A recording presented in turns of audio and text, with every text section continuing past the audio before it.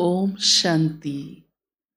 आज प्यारे बाबा ने हम बच्चों को बहुत बड़ी सेवा की जिम्मेदारी दी है और उसका बहुत बड़ा टाइटल भी दिया है।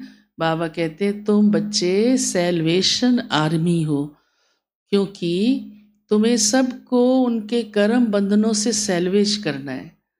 सैल्वेशन आर्मी राहत देती है ना। आज मनुष्य का जीवन देखो कैसा बन गया है। हमको बाबा रूहानी सैल्वेशन देने की बात करते हैं, क्योंकि आत्माएं दुखी हैं, अपने कर्मों के बंधन में हैं, मन कितना फंसा हुआ रहता है, परेशान रहते हैं।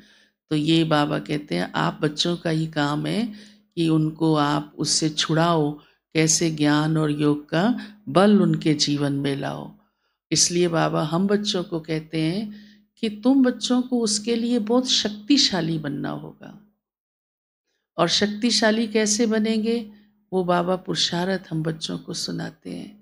ये आत्मा को इतना पावरफुल बनाओ, और उसके लिए बाबा कहते हैं अपने आप को इस देह के भान से डिटैच करो।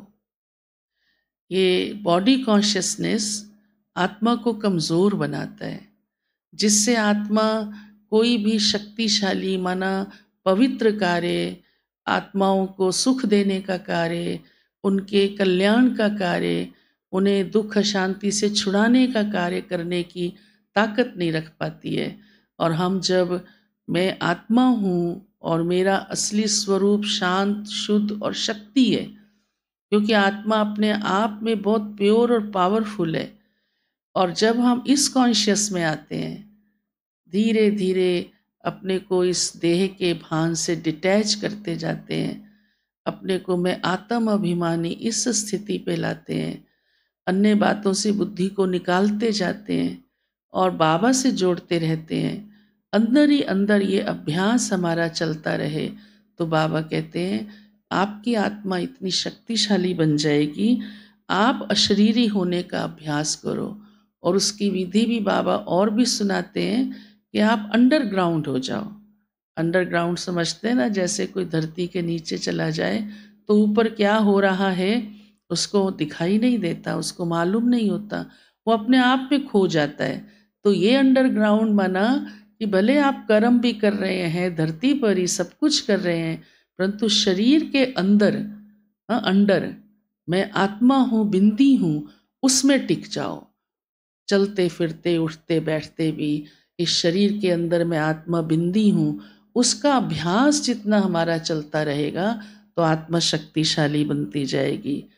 फिर बाबा कहते हैं आप बच्चों का ये भी फर्ज बनता है कि मैं, क्योंकि आप बच्चों को शांति धाम ले जाता हूँ, सुख धाम में ले चलता हूँ, तो आपको वही बुद्धि में सदा रहे, जिससे हम लाइट हाउस माइट हाउस भी बन जाते हैं कि एक आँख में शांति धाम दिखाई दे, एक आँख में सुख धाम दिखाई दे, तो हमारी बुद्धि भी इधर उधर कहीं भी नहीं जाएगी और शरीर से डिटैच होना भी सहज लगेगा। इतनी शक्ति हमारे अंदर भरती जाए। और ये करने के लिए बाबा कहते हैं ये नहीं आँख बंद करनी पड़ेगी। कई समझते हैं आँख बंद करेंगे तो हमें शांति धाम परम धाम दिखाई देगा, माना महसूस होगा।